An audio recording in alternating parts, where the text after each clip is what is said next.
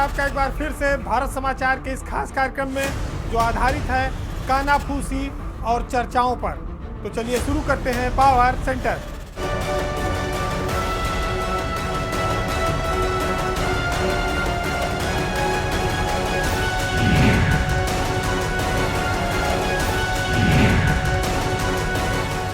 UP के कुछ IAS अफसर ऐसे हैं, विवाद जिनका पीछा नहीं छोड़ता है। वो लाख कोशिश करें, कहीं ना कहीं विवाद में आ ही जाते हैं। आप ये भी कह सकते हैं कि भाई जवानी का जोश है, नौकरी की बहुत परवाह भी नहीं है। जो सरकार करना चाहे कर ले, हम अपने मन की करेंगे। बात एक बार फिर से उत्तर प्रदेश के 2011 बैच के आईएएस अफसर अभिषेक सिंह की है। अभिषेक सिंह को सरकार ने निलंबित कर दिया पिछले दिनों, क्योंकि वो पिछले 3 महीने से बिना सूचना दिए गायब हैं। अभिषेक सिंह बेफिक्र होकर लगता है नौकरी कर रहे हैं, क्योंकि उनको गुजरात चुनाव में पर्यवेक्षक बनाकर भेजा गया था। वहां पर सोशल मीडिया प्रेम के चलते निर्वाचन आयोग ने उनको वापस कर दिया और उनके खिलाफ कड़ी टिप्पणी की, जिसके बाद वो चर्चा में आए। लेकिन अभिषेक सिंह को जानने वाले लोग इस बात को अच्छी तरह जानते हैं कि सोशल मीडिया पर फोटो अपलोड करना और संगीत की दुनिया से, मनोरंजन से जुड़ाव रखना उनका बड़ा पुराना नाता है और वो बड़े फेमस हैं। वहाँ पर बड़ा नाम वो कमा चुके हैं वहाँ पर। लेकिन चूंकि वो आईएएस अधिकारी भी हैं, तो उनकी ये जिम्मेदारी भी है सरकार के साथ साथ जनता के प्रति। पिछले 3 महीने से वो सरकार को बिना सूचना दिए गायब हैं। उनका निलंबन दूसरी बार हुआ है। उनके खिलाफ ये अनुशासनात्मक कार्रवाई शुरू की है सरकार ने, और अखिल भारतीय सेवा नियमावली का जो उल्लंघन है, उस आधार पर उनको राजस्व परिषद से अटैच कर दिया गया है। तो अभिषेक सिंह पहले भी निलंबित हुए थे एक बार 2014 में। अब ऐसा लगता है कि उनको इन निलंबनों से ज़्यादा फर्क नहीं पड़ता, क्योंकि जो फिल्मी पर्दे की दुनिया है वहाँ वो बेहद सक्रिय हैं, वो उनको काफ़ी भाती है। और सोशल मीडिया पर भी इसीलिए उनके लाखों फॉलोअर हैं। उनके कई वीडियो एल्बम जारी हो चुके हैं जिन पर करोड़ों के व्यू आते हैं। वो आईएएस अफसर जरूर हैं, लेकिन उनकी रुचि एक्टिंग, म्यूजिक, इन सब चीज़ों में ज़्यादा है। इंस्टाग्राम पर तो उनके 30 लाख से ज़्यादा फॉलोअर बताए जाते हैं। अभिषेक की जो पत्नी है वो भी आईएएस अफसर है, और दुर्गा शक्ति नागपाल और अभिषेक अधिकतर समय ये दोनों केंद्र की सेवा में रहे। फिलहाल दोनों उत्तर प्रदेश में हैं। वो कुछ समय दिल्ली सरकार में गए थे प्रतिनियुक्ति पर, वहाँ 5 साल रहे। वहाँ से जब रिलीव हुए तो बड़ी मुश्किल से आए, और जब यहाँ से गुजरात गए वहाँ पर बवाल हो गया, फिर उसके बाद वो गायब। तो नौकरी की चिंता उनको होगी भी क्यों, क्योंकि उनके सामने बड़े बड़े हीरो हीरोइन के साथ वो काम करते हैं। तमाम सारी ऐसी तस्वीरें हैं जिसमें महाराष्ट्र के मुख्यमंत्री से लेके फिल्मी दुनिया में रणवीर सिंह, दीपिका पादुकोण, सारा खान, तमाम सारे लोगों के साथ उनकी तस्वीरें हैं और उनके साथ वो काम करते हैं। उनके गाने करोड़ों में जाते हैं। तो ये जो बीच का मामला है, आधा इधर आधा उधर वाला, उस पर शायद अभिषेक सिंह निर्णय नहीं कर पा रहे हैं कि नौकरी भी करें और एक्टिंग भी करें, फिल्मी पर्दे पर भी चमकते रहें और सरकार के संसाधनों पर भी चीज़ें चलती रहें। इन सब में कोई एक निर्णय उनको करना चाहिए। हालांकि उन पर और बहुत सारे आरोप पहले भी लगे हैं, लेकिन उन बातों को छोड़ते हैं। देखना ये होगा कि सरकार अभिषेक सिंह को लेकर कितनी फिक्रमंद है, कितनी गंभीर है, क्योंकि अखिल भारतीय सेवा आईएएस अफसरों की एक बड़ी लॉबी है। नौजवान अफसर के वो इतनी आसानी से उसकी बलि नहीं चढ़ने देंगे। कोई ना कोई रहनुमा निकल आएगा जो उसको हाथ पकड़कर गड्ढे से ऊपर खींच ले जाएगा। अपने यहाँ गांव में कहते हैं कि का हो, बड़ा घाट घाट के पानी पियो, बड़े होशियार बनते हो। यूपी की सियासत में भी कुछ ऐसे नेता हैं जो आए दिन घाट बदल बदल कर पानी पीते हैं, और अगर आप इसमें किसी का नाम लेंगे तो सबसे टॉप पर ओम प्रकाश राजभर को पाएंगे।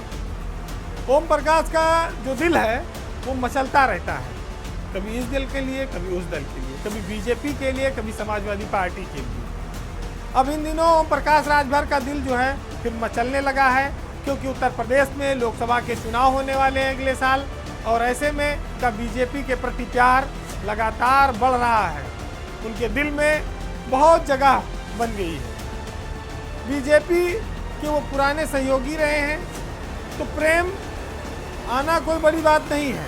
दूसरा, बीजेपी देश में, उत्तर प्रदेश में दोनों जगह सत्ता में है, ताकत में है और उसको भी अब थोड़ी ज़रूरत है। तो ऐसे में वह ओपी राजभर का हाथ बढ़कर थाम लेने में कोई हिचकिचाहट भी नहीं महसूस करती। ओम प्रकाश राजभर एक ऐसा नाम है यूपी की सियासत में जो कभी मायावती की भी तारीफ करते हैं, कभी ओवैसी की भी तारीफ करते हैं। अखिलेश यादव के साथ गए थे लेकिन सरकार नहीं बन पाई। सरकार बनी होती तो शायद उनका जलवा कुछ और होता। योगी के पास 4.5 साल की लगभग सरकार है, केंद्र में भी चुनाव होने वाला है। अगर उधर से भी एक आध टिकट का मामला बन गया, बीजेपी का साथ हो जाए, फिर इधर एक बार मंत्री रहे हैं राजभर जी, दोबारा भी शपथ ले लेंगे, अगर मौका मिले तो कोई बुराई नहीं, परिवार सेट हो जाएगा। कोशिश तो उन्होंने राष्ट्रपति का जब चुनाव हुआ था तो उस भोज से शुरू की थी जिसमें बर्फ थोड़ी पिघली थी और बीजेपी ने उनका लपक के स्वागत किया। लेकिन अब लोकसभा चुनाव है, बीजेपी यहाँ कोई रिस्क नहीं लेगी।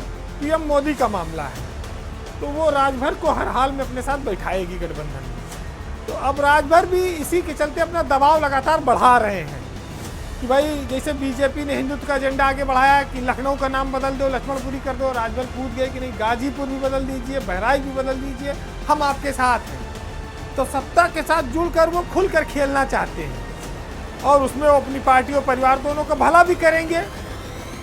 अब सबसे बड़ी बात देखिए, एक चीज़ और है राजभर के सामने कि उनसे छोटी पार्टी थी निषाद पार्टी, उनका पूरा परिवार सत्ता में इस समय बैठा है, आनंद ले रहा है। संजय निषाद मंत्री बन गए, बेटा सांसद है, एक बेटा विधायक है। लेकिन ओम प्रकाश राजभर लड़ाई करके विपक्ष में जाके कुछ पाए नहीं, घर की सड़क तक तो बनवा नहीं पाए, फावड़ा खुद चलाना पड़ा था उनको लड़के की शादी में। अब बीजेपी ने जब से मिशन 80 का लक्ष्य दिया तब से राजभर की संभावनाएं बढ़ जाती है, क्योंकि पूर्वांचल के कई जिलों में उनका प्रभाव है, उनकी आवश्यकता महसूस करेगी बीजेपी। उनके पास 6 विधायक भी हैं। अब ये किस रूप में आएगा, कितना फायदा देगा, ये तो अभी आप देखिए। जब ये फरवरी बीतेगी और मार्च शुरू होगा तो देश की सरकार में कुछ परिवर्तन होना है, फिर उसके बाद उत्तर प्रदेश में भी मंत्रिमंडल विस्तार की संभावनाएं बन जाएंगी। तो राजभर के 10 उंगली घी में आने वाली है, बस थोड़ी देर है। एक गाना आया था भोजपुरी में कि जब से सिपाही से भैले हवलदार, तो वो सोशल मीडिया जब से आया उसने हवलदार तो छोड़ो, एसपी, डीआईजी, आईजी, एडीजी सबको उसी लाइन में खड़ा कर दिया। सब बंदूक ताने और सोशल मीडिया पर, कोई फेसबुक पर, कोई ट्विटर पर, कोई इंस्टाग्राम पर चमक रहा है, किसी की रील बन रही है। वर्दी का देखिए रौब ऐसा होता है कि लोग आकर्षक हो जाते हैं। लोगों के पास लाखों फॉलोवर, यूट्यूब से पैसे आते हैं, तमाम सारे चैनल खुल गए, अफसरों ने बेहिचक काम शुरू कर दिया। लेकिन उत्तर प्रदेश में अब पुलिस वालों के लिए एक सोशल मीडिया पॉलिसी आ गई है जिसमें रील बनाना वर्दी में, फेसबुक पर एक्टिंग करना, इंस्टाग्राम करना, सक्रिय रहना, टिप्पणी करना अफसरों पर, कमेंट करना, ये सब अब इन सब चलन पर रोक लगा दी गई है। ये जो आईपीएस से लेकर सिपाही तक इसका रोज इस्तेमाल करते थे, बड़े बड़े आईपीएस, डीआईजी, आईजी, सीओ, दरोगा, अब ये जो डांस, गाना, गीत, संगीत चल रहा था, इसके प्रदर्शन पर सरकार ने रोक लगा दी है। कहा भाई प्रतिभा का अगर प्रदर्शन करना है तो उसको कहीं जाकर वर्दी के अलावा नौकरी छोड़ के करो, प्रदर्शन नहीं। अब जो सरकारी काम होगा वो खाली सोशल मीडिया पर इस्तेमाल होगा। तो स्वाभाविक है कि ये फरमान तो ऐसे लोगों को अच्छा नहीं लगेगा, लोगों की उम्मीदों पर पानी फिर गया। दुख होगा जिनके पास लाखों फॉलोवर पहुंच गए हों, अच्छी खासी तादाद हो, जिनके वीडियो एक घंटे में 10-10, 20-20, 50-50 हज़ार व्यू मिलते हों जिनको, उनके ऊपर तो समझ लो घड़ों पानी गिर गया। तो प्रदेश के मुखिया डीजीपी डीएस चौहान ने इस पॉलिसी को लागू कर दिया है। इस पॉलिसी को लागू होने के बाद मन ही मन लोग छटपटा रहे हैं। अनुशासित फोर्स है, बोल नहीं सकते, नहीं अखबारों में छपवा देते कि ये साहब ये गलत हुआ, मीडिया में आने लगता, कहीं नहीं कहीं दूसरे नाम से सोशल मीडिया में डलवा देते, लेकिन अब हिम्मत नहीं पड़ रही। आपने देखा होगा कि ये सोशल मीडिया की जो पॉलिसी आई, ये एक दिन में नहीं आई, बड़ी आती हो गई। अब कई सारे आईपीएस अफसर हैं, बरेली में एक एसएसपी हैं अखिलेश चौरसिया, जिनके रील आप खूब देखते रहे, खूब सोशल मीडिया पर ऑफिस में बैठे हुए, ऑफिस से निकलते हुए, गाड़ी में बैठते हुए, जाते हुए, निरीक्षण करते हुए, क्या गजब का रोज रील पड़ रही है साहब। औरैया की एक एसपी हैं चारू निगम, आप जान ही रहे हैं, उन्होंने जो सोशल मीडिया का फ़ायदा उठाया, बताया गोरखपुर में विधायक से भिड़ गई, बड़ा नाम, फिर साहब वो पहुंच गई भेष बदल के, हमसे लूट हो गई साहब, हमारा मुकदमा लिख लियो। अपना ड्रामा चल रहा है, जो बाद में इतना सरकार की किरकिरी हुई। जौनपुर में एक एसपी बने हैं अजय पाल शर्मा, उनका भी आपने देखा होगा, कभी रिवाल्वर, कभी राइफल, कभी स्टेन गन, कभी AK-47, पता नहीं कितने कितने असलहे, फ़ोटो आती है सोशल मीडिया पर। बड़ा नाम, वैसे उन्होंने और भी चीज़ों में कमाया है। अब सरकार ने उनको फिर बहुत महत्वपूर्ण पद दे दिए। बड़ा दुर्भाग्य है कि घूसखोरी के आरोप में उत्तर प्रदेश में 5 पुलिस अफसरों पर कार्रवाई हुई थी, उसमें अजय पाल शर्मा शीर्ष पर थे। उनको सारे मुकदमों से, सारे आरोपों से माफ़ी मिल गई, गणेश प्रसाद साहब मिल गई, राजीव नारायण मिश्रा भी हो गए, सब उरिल हो गए, खाली एक हिमांशु कुमार बचे हैं, पता नहीं कहीं PSC शायद हैं। अब वो भी भगवान के सामने हाथ जोड़ रहे होंगे कि प्रभु हमको भी मुक्ति दिला दो। सब तो चले गए, हाई कोर्ट, कोई कोर्ट भी ऐसी नहीं करती कि जब 4 आरोपियों को जमानत मिल जाती है तो 5वां कहीं छूटा रहा है। लेकिन भाई पुलिस के अपने अपने ढंग हैं, निराले हैं। एक CO है अनिरुद्ध सिंह चंदौली में, वो भी कई फिल्मों में काम कर चुके हैं। तो सोशल मीडिया का जो क्रेज रहा अफसरों में, वो उसके पीछे नेम फेम तो है ही है, लेकिन पैसा भी उसके पीछे जुड़ा है। वो लाखों फॉलोअर और लाइक्स का भी बहुत बड़ा उसके पीछे कारण रहा है। और एक नाम आपको बताएं, हालांकि अब तो प्रेम प्रकाश जी रिटायर हो गए, वो तो पूरी बैठक, निरीक्षण सब सोशल मीडिया पे दे देते थे, दंड, वहीं सस्पेंशन, वहीं निलंबन, सब चलता रहता था उनका फेसबुक पे, लाइव पे, सब देख सकते हैं आप। तो ये जो वीडियो डालकर शेयर करना, ये सब परंपरा चली आ रही थी। अब सरकार ने इसमें एकदम ढील नहीं, सील लगा दी है कि अब कोई किया तो गया। तो अरमानों पर तो बहुत पानी फिर गया भाई। सिपाही दरोगा करते थे, डांस का डालते थे, वो डालते थे, वो बेचारे निलंबित हो जाते थे। IPS अफसरों पर कोई कार्रवाई नहीं होती थी। अब कम से कम सब बराबर हो गए। ये DGP साहब ने अच्छा काम किया कि भाई न छोटे को न बड़े को छूट किसी को नहीं, वर्दी में हो तो वर्दी काम करो और सरकार का काम करो। पावर सेंटर में बात अब एक ऐसी खबर की जो मानवीय संवेदना से जुड़ी है, जिसको सुनकर आप सोचेंगे कि हम लोग आज आज़ाद हैं, खुली हवा में सांस लेते हैं, जहां मन होता है आते जाते हैं। लेकिन इस प्रदेश में जो जेलें बनी हैं, इन जेलों में बहुत सारे ऐसे लोग हैं जो जमानत पा चुके हैं, उसके बावजूद जेल से नहीं छूट पा रहे, खुली हवा में सांस नहीं ले सकते, आज़ादी से घूम नहीं सकते। कोर्ट ने उन्हें मुक्त कर दिया है, लेकिन उनका जुर्माना भरने वाला कोई नहीं है, जो रकम भर न पाने के कारण उनका जमानत लेने वाला कोई नहीं है, जिसके नाते वो जेल में पड़े हैं बिना किसी सजा के, बिना किसी कारण के वो बाहर नहीं आ सकते। इस देश में बहुत पहले एक बार सलमान खान जो फिल्मी कलाकार हैं, उन्होंने इस विषय पर ध्यान दिया था महाराष्ट्र में, कई प्रदेशों में, कि जो जेल में कैदी बंद हैं, जिनकी जमानत हो गई है, जो जुर्माना नहीं भर पाते, उनका पैसा जमा करके उनकी रिहाई के प्रयास शुरू किए गए थे।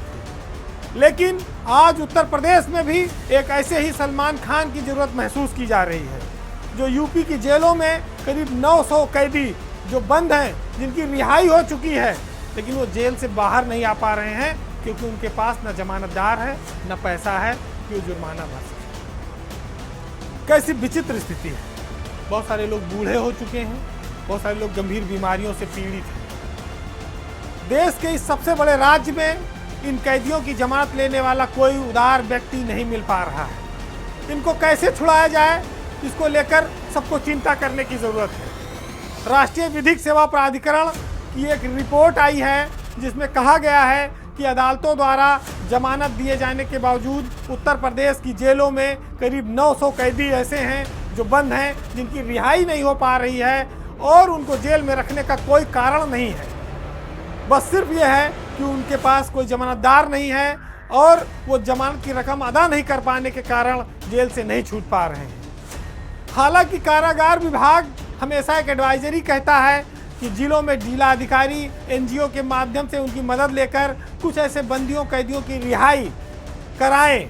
उत्तर प्रदेश में 74 जेलें हैं जिसमें कई सारे कैदी बंद हैं। जिनकी जमानत हुई है उसमें एक तकनीकी दिक्कत कहीं कहीं पर यह आती है कि कुछ कैदियों के जो नाम पते होते हैं वो कई सालों बाद तस्दीक नहीं हो पाते, यानी कि उन पतों पर कोई मिलता नहीं या कोई रहता नहीं है।